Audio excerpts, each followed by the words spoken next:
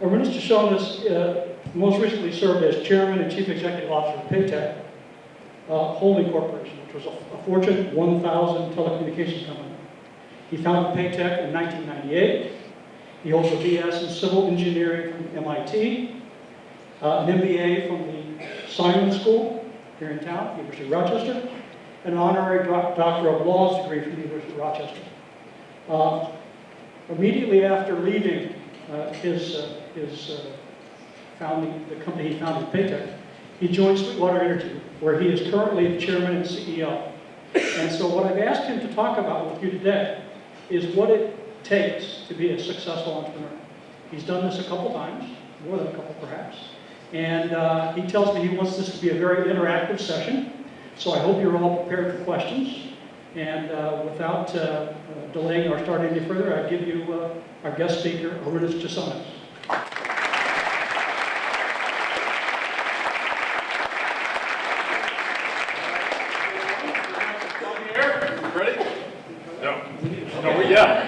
All right. So what I want to do is give you just a quick understanding of what I'm doing right now. Take about 10 minutes, and then we go right into Q&A. Sound good? Yes. So first thing first, let's go. Emma, you're up. My assistant Emma was a Brockport grad, so as you can tell, I appreciate folks from this university. So the first company is called FastCap. I'm involved in 5 startups in addition to the one I'm currently CEO of. And all the other ones are in Boston. They're typically MIT spinoffs on the sustainability side.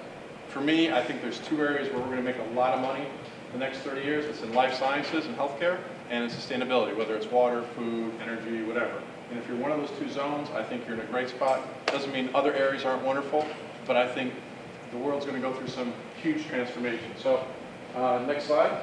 This first one, FastCap Systems, is about 4 years old. It's the oldest one compared to the other startups I'm in. We make energy storage devices. So if you think of little batteries, and you can think of batteries like lithium-ion in cars, but these batteries actually can give you huge bursts of power very quickly.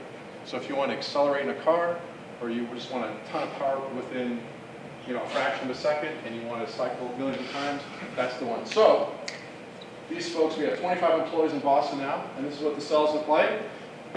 They're like D-cell batteries or Coke cans, and this thing's about 3 feet long. It's essentially a long tube of a series of batteries that goes downhole in oil and gas wells, because there's no rechargeable batteries in the world that work at 160 degrees Celsius and recharge. And these do. We just shipped our first product, and we're very excited about that.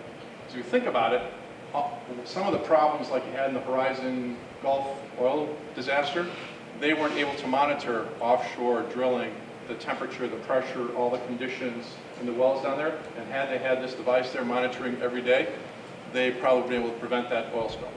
So on top of making money, it's also good for sustainability, environmental initiatives. Very excited about that business. Next. Sweetwater Energy, that's where I'm CEO now. We're based in Rochester. We're in an old Rochester Products General Motors plant on Lee Road, not too far from here. And what do? We make sugars. And everything you make out of petroleum, you can make out of sugar. Plastics, chemicals, fuels. I didn't know if you knew that. You can make rubber out of sugar. You can make bags out of sugar. You can make all kinds of things out of sugar, because it's just a bunch of different carbon bonds. I wish I would have paid much more attention in my chemistry classes in college, because actually organic chemistry in my freshman year, I failed it. And then I got an A in my junior year, so I averaged a C, but I really didn't need to take the course twice. But chemistry is a secret to a lot of different things out there. And what we do is we take non-food energy crops around the world, and on land that isn't really good for growing food, and you basically, in a decentralized way, create a couple sets of sugars and some extra fiber or lignin that's left over. So you got 3 products, and you sell it to chemical companies or plastic companies or fuel companies, ethanol companies, and you do it around the world. So it's like the old computer systems where you had big mainframe systems and decentralized PC computer systems. We're going to do the same thing with biofoods and biochemicals. So we got 18 employees, just got our first customer contract, and we're looking to grow here and make the Rochester the headquarters for the long term. So kind of fun. Next, I just explained that, and that's what the unit looks like. This is a demonstration plant. It's about I don't know, half an acre, 20 feet tall. This is what's going in Lee Road right now. Our pilot system in our lab are there now. And our first commercial scale installations will go across the country the second half of next year. They'll be delivered. Next. Okay, dramatic pause. I'll say, during your presentations, it's always good to do something stupid in the middle of it, just to keep people like not thinking about other daydreaming stuff, okay? So, voting booth, fishing reel, snowplow, marshmallows, gold tooth, Jello. What do all those things have in common? No, not sure.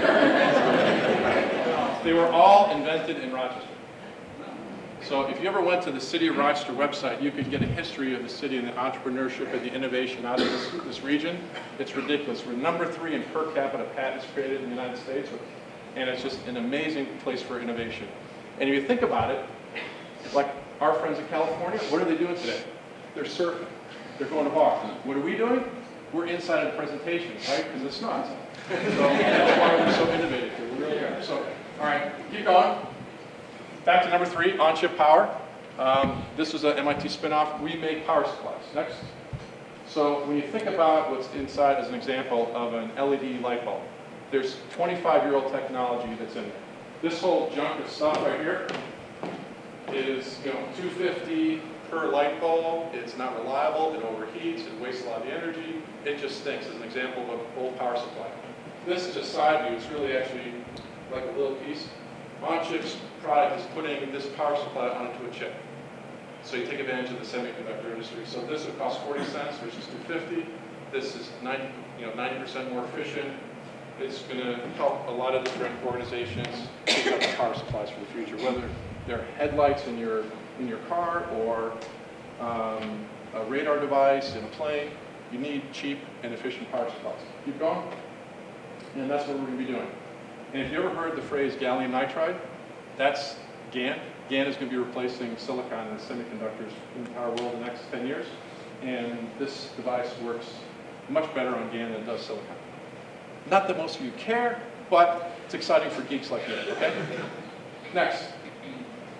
This is the only startup I'm involved in that's not a sustainable energy company.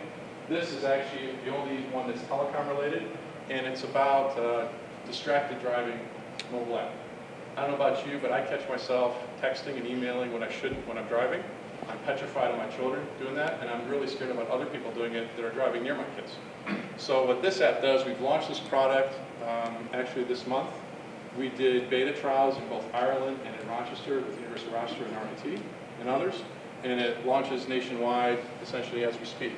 And what it does, next, it takes your BlackBerry, your iPhone, your Droid, whatever you got, and it asks you to, once you go past 12 miles an hour, because it can tell from your GPS what you're doing, it will ask you, are you the passenger or driver? If you're the driver, it shuts off, so you can't use it, unless you have Bluetooth or a hands-free for your phone. If you say you're a passenger, you got to pass this bunch of 5 symbols come up at random intervals. Every single time is different.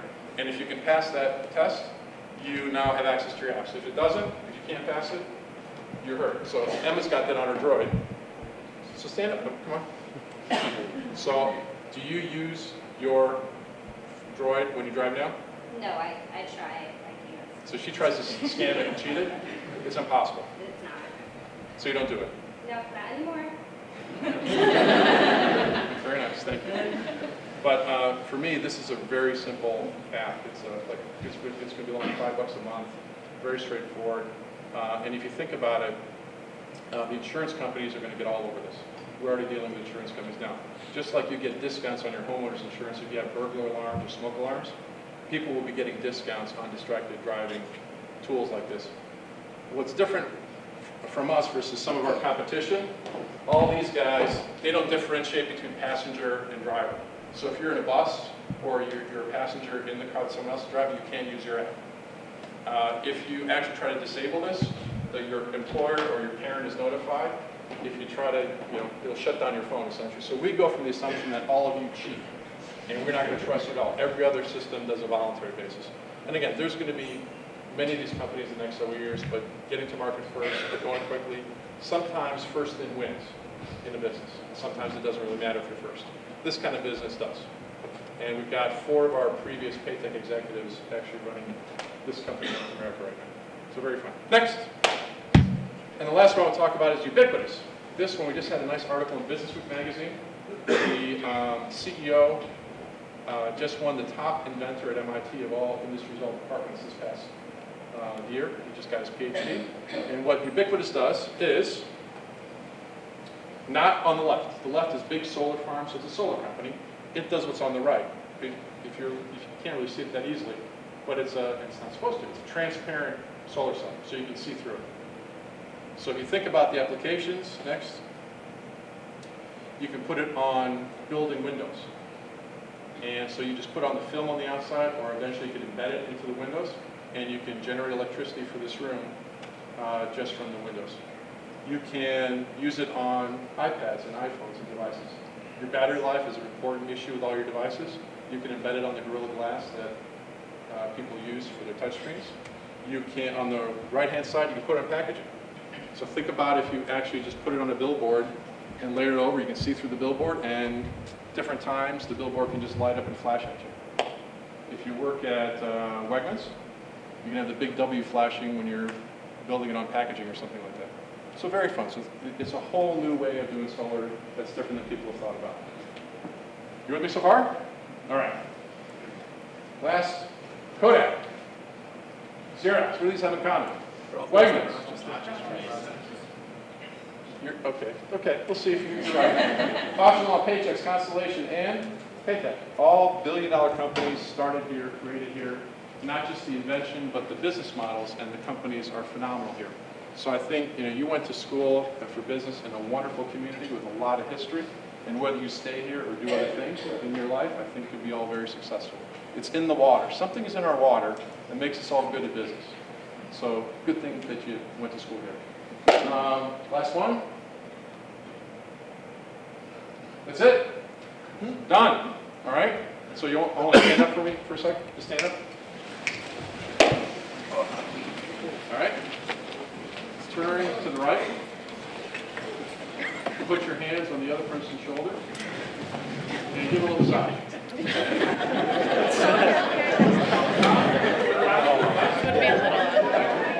little massage here. All right, let's stop now. So you all don't work for me, so I can't get an HR issue with it. So. Questions? Yes, sir. I noticed yourself and a lot of other really successful business professionals that I've met. You're MIT for civil engineering and then MBA on top of that. A lot of people are like that. So do you have any suggestions for people that are just strictly business people going forward that might not have some of those hard skills, like computer coding or engineering? Interesting. You want to hear that question? Kind of? I could do it. Yeah. I was just asking him because a lot of us are just business students and only business, whereas him and a lot of other successful business people are engineers or something else and then business. So what do we do as just business students to make an impact? Okay. Or any advice? Well, I think, look, I get different versions of that question all the time. And I think if you want to be a successful business leader or successful entrepreneur, you just have to do something that you're very passionate about. Because if you're passionate about it and you enjoy it, you're going to spend a lot of time learning about it, working on it, thinking about it. It's not something that is a chore.